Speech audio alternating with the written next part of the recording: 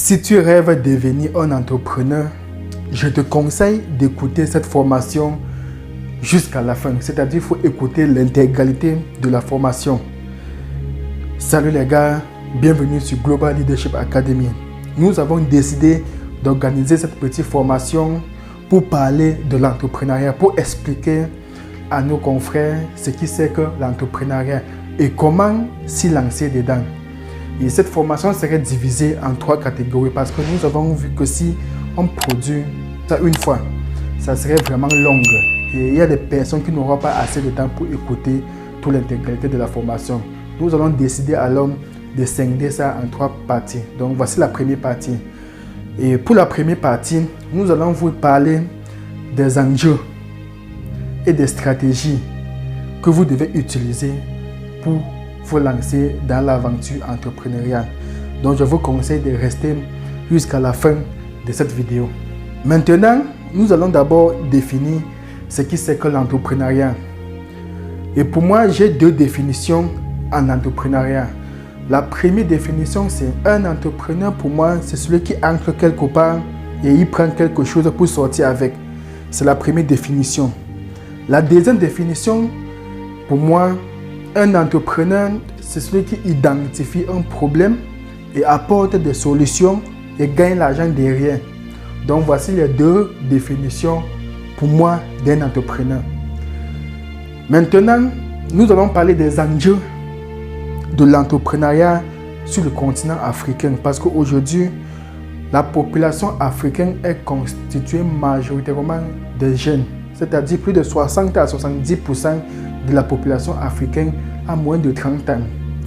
Et cette masse de jeunesse que constitue l'Afrique aujourd'hui représente une opportunité énorme que les Africains doivent être les premiers à saisir et à bénéficier. Ce n'est pas pour rien que des pays comme le Canada, l'Allemagne lancent les campagnes de séduction aujourd'hui pour recruter les jeunes talents africains.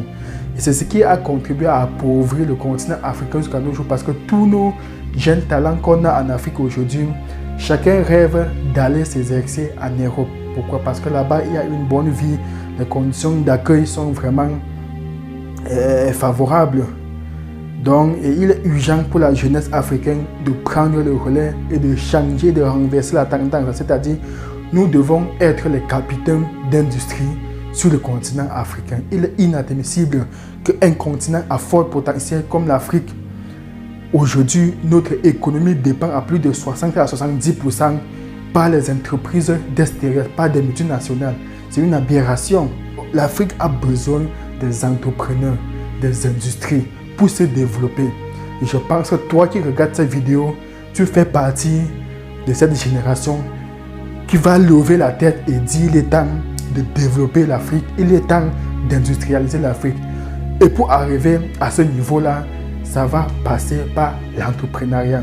Raison pour laquelle j'ai pris alors l'initiative avec mes gars de lancer cette chaîne qui va parler uniquement de l'entrepreneuriat, les formations, tout ce que nous maîtrisons dans ces domaines-là.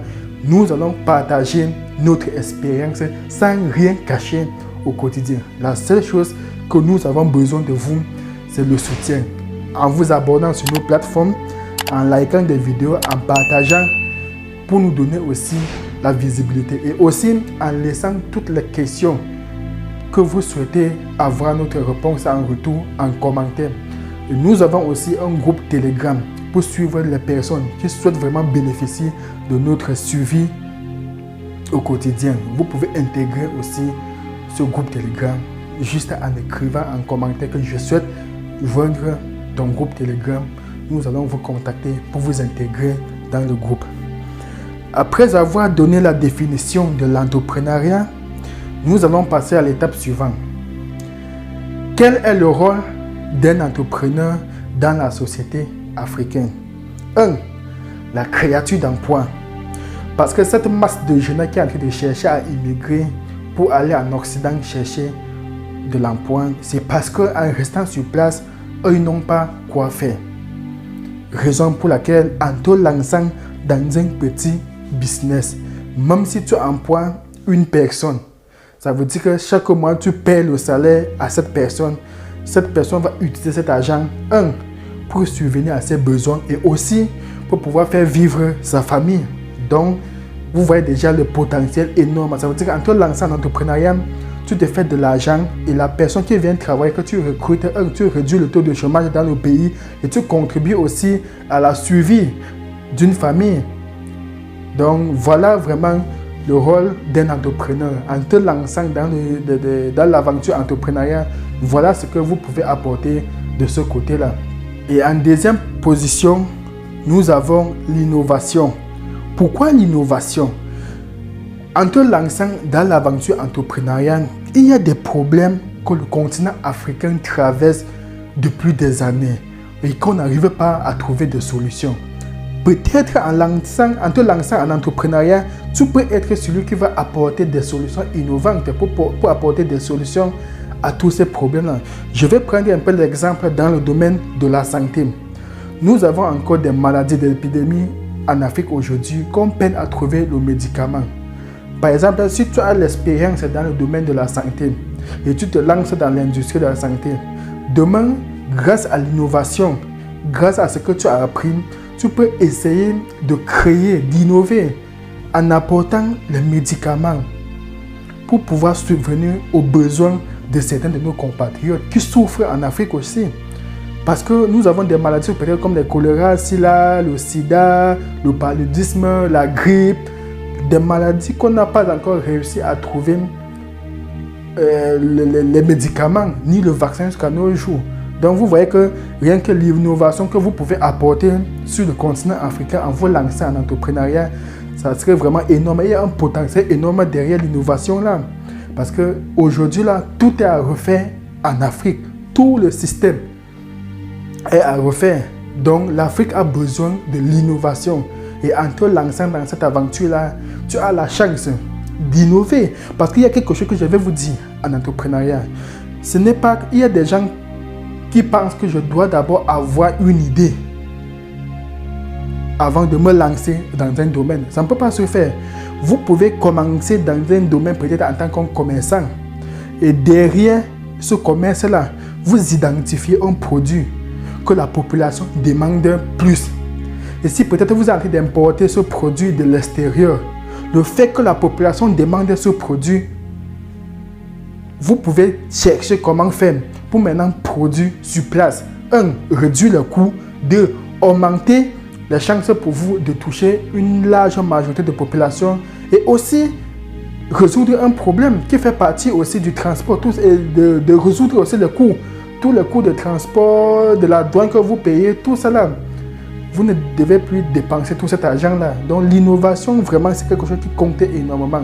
Et ne croyez pas que vous aurez un projet du genre, je vais lancer un satellite, je vais créer l'arme nucléaire avant de vous lancer en entrepreneuriat. Non, on peut commencer en vendant les bonbons et demain, on se retrouve à fabriquer l'arme nucléaire. Donc lorsqu'on se lance déjà dans cette aventure-là, les idées vont venir. Il faut juste travailler, bosser dur, fréquenter les personnes au quotidien. Au fur et à mesure que votre entreprise est en train de grandir, vous aurez des idées innovantes aussi. Donc, je vous conseille vraiment de commencer. Quel que soit le domaine, commencez d'abord. Troisième position, en vous lançant à l'entrepreneuriat, vous contribuez à l'économique, au développement de votre pays et du continent africain. Parce qu'aujourd'hui, là, lorsque je parlais de ces statistiques-là, aujourd'hui, le PIB du continent africain est constitué à plus de 60% des multinationales. C'est-à-dire, si ces gens décident aujourd'hui de couper les ponts, de dire que non, on quitte le continent africain aujourd'hui, la plupart de nos États vont faire faillite. Et c'est ce que les gens ne connaissent pas. C'est-à-dire, l'argent que l'État utilise pour goudronner les routes, construire les hôpitaux, et amener l'électricité, les forages et même détourner là. Tout cet argent-là, on vous dirait 60% provient des taxes, des patentes que les multinationales paient. Les gens comme le Total, le Bolloré, le Orange, c'est à travers les taxes qu'ils payent à l'État que l'État utilise cet argent pour électrifier le pays, pour construire les hôpitaux. Vous voyez que si en vous lançant en entrepreneuriat, 1, vous allez créer des emplois. 2, vous allez maintenant payer les taxes là. et augmenter, élargir l'assiette fiscale de l'État aussi. Donc, regardez un peu ce côté-ci là. Il y a un potentiel énorme parce que l'État va aussi bénéficier et vous aussi, vous allez bénéficier. En quatrième position, on va parler de la responsabilité sociale. En vous lançant dans l'aventure entrepreneuriale, vous pouvez porter une responsabilité sociale. C'est-à-dire, on peut identifier l'identité africaine à travers votre entreprise. Parce qu'aujourd'hui, quand on parle peut-être de la France, on identifie la France grâce à peut-être Dassault, Naval Group et Orange. Voilà les entreprises aujourd'hui qui prônent l'identité française à l'extérieur, le savoir-faire français. Et si à jamais vous vous lancez dans l'aventure entrepreneuriale et que demain, vous avez la possibilité de créer une entreprise qui répond aussi aux valeurs africaines et que cette entreprise a réussi à se développer et quitter le continent africain pour s'étendre dans d'autres pays au monde. On va toujours poser des questions à savoir qui est le propriétaire de cette entreprise. On va dire c'est tel, c'est un Africain. Et vous voyez que le fait seulement d'être à l'extérieur, vous portez déjà une identité, qui est l'identité africaine. Et d'ailleurs même, il y a déjà certains de nos compatriotes qui rayonnent à l'extérieur par leur savoir-faire. Il y a plusieurs entreprises africaines qui s'étendent désormais à l'extérieur. Et qu'à travers leurs entreprises, on se dit, voilà ce que les Africains sont capables de faire. Donc vous voyez qu'en vous lançant en entrepreneuriat, vous avez cette chance-là de porter la cause, l'identité du continent africain à l'extérieur aussi. Et pour clôturer ce chapitre, on va parler de la motivation, du rêve. Oui, parce qu'en vous lançant dans cette aventure-là, vous pouvez contribuer aussi à faire rêver la population. Parce que quand tu sors dans un village, tu réussis à lancer une activité et que demain, on voit déjà les résultats, les fruits de cette activité-là. Ça peut aussi motiver ton voisin, ça peut motiver ton enfant, ça peut motiver ton frère de dire mais comment tel s'est lancé dans ce domaine, il a réussi et moi aussi, je ne peux pas le faire. Donc vous voyez un peu. Je vais prendre un peu l'exemple d'une institution au Cameroun qui s'appelle la Startup Academy. Aujourd'hui, il y a plusieurs Camerounais et Africains qui se sont lancés dans l'aventure entrepreneuriale grâce à la motivation, grâce à l'inspiration qu'ils ont vue ou qu'ils ont accueillie dans la Startup Academy. Et aujourd'hui, je pense que le promoteur de cette plateforme, le Dr Claudel, peut être fier de cela. Et c'est la même chose que tu peux le faire aussi demain. C'est-à-dire, si tu réussis à créer un business qui fonctionne, ce qui est sûr, même si tu emploies quelqu'un, il peut travailler avec toi 2, 3, 4 ans. Demain, rien que le fait qu'il travaille avec toi, il peut avoir une motivation, des idées aussi de dire, mais pourquoi je ne dois pas aussi aller lancer mon propre entreprise ou mon propre business. C'est pour ça qu'on dit souvent que si tu travailles avec quelqu'un pendant 2, 3, 4, 5, 6, 7 ans, il est toujours avec toi, sache qu'il y a un problème. Pour moi, le délai c'est au moins 5 ans. À partir de 5 ans, si tu travailles chez quelqu'un, tu devais déjà commencer à réfléchir comment je vais faire pour pouvoir créer ou voler de mes propres ailes. Et pour cela, voilà ce que tu peux apporter en tant qu'entrepreneur dans la société africaine, c'est-à-dire contribuer à motiver aussi les jeunes, à leur faire comprendre si j'ai réussi, vous aussi, vous pouvez réussir. Maintenant, en deuxième partie de cette formation, nous allons maintenant parler du projet. Comment démarrer un projet? Parce qu'il y a quelque chose que vous devez comprendre. Quand on dit projet, c'est quelque chose, c'est un nom qui résonne encore dans notre mindset, dans notre cerveau. Et ici, il est question de savoir comment travailler ce projet dans notre cerveau. Parce qu'il y a quelque chose que vous devez comprendre. Avant d'aller sur le terrain, un bon entrepreneur qui rêve vraiment de succès, c'est celui qui est capable de construire son entreprise dans son monde virtuel. Je ne sais pas si vous comprenez un peu. C'est-à-dire, avant d'aller sur le terrain, commencer à déposer les briques ou installer les bureaux, vous devez créer votre entreprise dans votre cerveau. C'est-à-dire, vous pouvez vous lever comme ça là, vous vous placez devant quelqu'un, vous rédactez. Comment serait le parcours de votre entreprise du début jusqu'à la fin? Vous êtes prêt à rédacter cela à quelqu'un. Et pour cela, nous allons voir des stratégies qu'il faut utiliser. Comment commencer, comment démarrer pour pouvoir espérer atteindre le succès demain. Restez focus. N'oubliez pas, abonnez-vous pour plus. Et pour démarrer un projet, ce que vous devez comprendre, c'est la première chose, c'est de définir les objectifs à atteindre avec votre entreprise. C'est-à-dire, je veux me lancer dans la fabrication de ce produit ou la commercialisation de ce produit. Quels sont les objectifs que je dois atteindre? D'ici combien de temps? Où est-ce que je compte voir mon entreprise dans 1 an, dans 2 ans, dans 3 ans? Et pour cela, vous devez vraiment spécifier ces objectifs-là. Et tout ceci doit être toujours écrit. C'est-à-dire le projet, c'est là. Mon rêve, c'est de voir ce projet passer de l'étape A à l'étape B dans 1 an, de l'étape B à l'étape C dans 2 ans, jusqu'à Z. Pour cela, vous devez vraiment fixer les objectifs bien précis. Et après avoir fixé ces objectifs, vous devez évaluer les ressources nécessaires, les ressources que vous aurez besoin pour pouvoir réaliser ce projet-là. Les ressources peuvent être budgétaires ou les compétences nécessaires.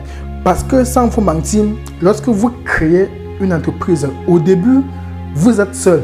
Mais il faut toujours mettre dans votre imagination qu'au fur et à mesure que l'entreprise va grandir, j'aurai besoin de plus de financement et j'aurai aussi besoin de plus de main-d'œuvre. Et pour cela, vous devez planifier ce domaine-là. C'est-à-dire, le budget de mon entreprise pour démarrer, c'est 10 000. Dans 2 ans, ça va passer à 20 000. Dans 3 ans, 50 000. Dans 4 ans, 100 000. Dans 5 ans, 1 milliard. Vous devez préparer ça dès l'avance. Et rappelez-vous, tout ça doit toujours être écrit. Pareil pour les ressources humaines. C'est-à-dire, l'entreprise au départ aura besoin, peut-être vous vous lancez là-bas à 2, à 3, où tu étais seul. Mais il faut toujours mettre dans la tête qu'au fur et à mesure que l'entreprise va s'accroître, toi seul, tu ne pourras plus gérer l'entreprise. Il va falloir des personnes pour t'assister. Parce qu'en ce moment-là, tu dois déjà chercher comment faire pour élargir l'entreprise. Et pour élargir ça, il faut aussi avoir des ressources humaines nécessaires. Et pour cela, vous devez planifier ça dès le début. N'attendez pas que le moment arrive et vous surprenne. Croyez-moi, c'est l'erreur que les entrepreneurs font, certains entrepreneurs font aujourd'hui. C'est-à-dire, l'entreprise le surprend en cours de chemin et ils n'avaient pas bien planifié. Et parfois, la croissance de ton entreprise peut te pousser à faire faillite. C'est ce que les gens oublient. C'est-à-dire, le succès peut te conduire à la faillite. Tout ça pourquoi? Parce que dès le début, le promoteur n'a pas pris le temps de planifier son entreprise. Donc, prenez toujours le temps de planifier les ressources que vous aurez besoin lorsque votre entreprise va commencer à s'accroître, à s'agrandir. Vous devez faire attention sur ce point-ci-là. Et en troisième position, vous devez identifier les parties prenantes. Ça peut être des clients, des fournisseurs, des investisseurs, des partenaires et même les organismes gouvernementaux. Pourquoi? Parce que au fur et à mesure que votre entreprise va commencer à s'accroître, il faut déjà définir une politique. Quel serait le SOP pour gérer le service client? Quel serait le SOP pour gérer le SOP?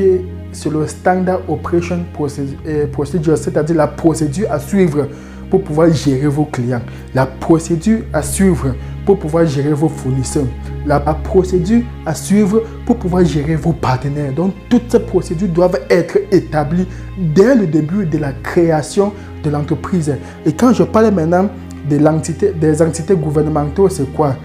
C'est peut-être le lobbying.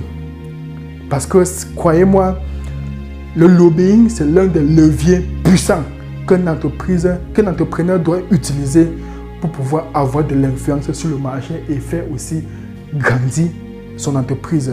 Donc, vous devez déjà commencer à préparer tout ce lobbying-là. C'est-à-dire, si tu lances ton entreprise dans une ville, tu dois déjà connaître qui est le responsable fiscal de cette ville, qui est le maire de cette ville.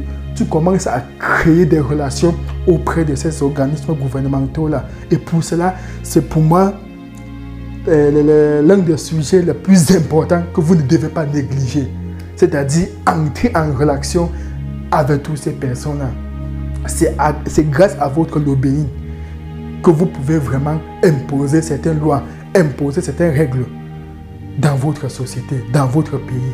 Et pour cela, vous ne devez pas négliger ce secteur. Et en quatrième position, vous devez établir un plan de suivi bien détaillé. Cela peut se passer par la collecte de l'information, par la recherche et par la mise sur pied d'un plan de suivi de l'entreprise. C'est-à-dire quoi? Parce que, croyez-moi, lorsque vous vous lancez dans un business, le plus important, c'est de faire des recherches, d'essayer de comprendre ce que vos concurrents sont en train de faire. Comment ça se passe chez eux? Vous devez être sur le terrain à tout moment pour essayer de faire ces recherches-là, pour collecter des informations. Comment est-ce que je vais faire pour améliorer mon produit? Et cela peut se passer aussi par les visites de courtoisie chez vos concurrents. Il y a plusieurs systèmes que vous pouvez utiliser aussi pour entrer en partenariat avec vos concurrents et essayer d'avoir certaines données concernant leurs produits. Et cela va vous permettre aussi d'améliorer la qualité de votre produit. Et aussi un plan de suivi. C'est quoi le plan de suivi? Parce que au départ, quand vous vous lancez dans la création de l'entreprise, vous êtes seul. Mais au fur et à mesure que l'entreprise va s'étendre, vous allez peut-être ouvrir d'autres branches dans d'autres villes, d'autres pays, ainsi de suite. Et pour cela, vous devez créer un plan de suivi. Quelle est la procédure que vous devez suivre pour pouvoir collecter, avoir les informations dans vos entreprises à un moment bien précis? Je ne sais pas si vous comprenez pas. Parce que si à jamais vous avez peut-être 100 magasins dans un pays, ça veut dire que ces 100 magasins-là, la direction générale doit établir déjà un processus de comment faire pour accueillir, par quel canal utiliser pour récolter les informations dans tous nos différents magasins. Donc, vous ne devez pas négliger cet aspect-là. C'est pour ça que vous voyez les entreprises comme les KFC, les McDonald's, les Carrefour. La direction générale se situe peut-être à Paris, en France, et aux États-Unis, en Angleterre. Mais ils ont quand même la même mise dans toute leur structure parce qu'ils ont les canaux dans lesquels les informations circulent au quotidien. C'est-à-dire, chaque fin de journée, le chef comptable qui se situe ou qui est situé à la direction générale est capable de connaître quel chiffre d'affaires est-ce qu'on a généré dans tel pays, dans tel pays, dans tel pays.